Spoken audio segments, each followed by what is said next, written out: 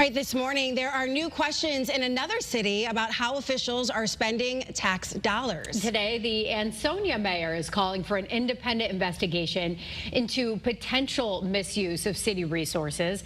And it comes here just a week after a report claimed that former New Britain Mayor Aaron Stewart misused public money. Your reporter Anna Stansfield live in Ansonia sharing why questions are being raised there ahead of a big meeting tonight. Hey guys, good morning. Tonight, the mayor plans to ask the city of Alders here in Ansonia to move forward with this investigation into what he says is potential abuse of city funds that happened before he took over office. And he's asking that the law firm that takes on that investigation is the same one that took on the case investigating former New Britain Mayor Aaron Stewart's spending practices.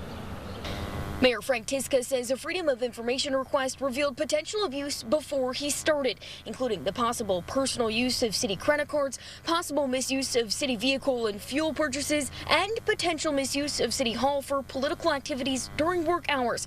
These are some serious allegations, but because of the ongoing investigation, Tiska couldn't tell us how much money may have been spent, by who, or for what. Meanwhile, former Mayor David Cassetti tells us he welcomes the investigation. His attorney is telling Channel 3 they plan on filing their own Freedom of Information request to find out how much this independent investigation will cost the city, saying, quote, "It is a political witch hunt, and it all stems back from when the current mayor was removed from his position as police commissioner by Mayor Cassetti."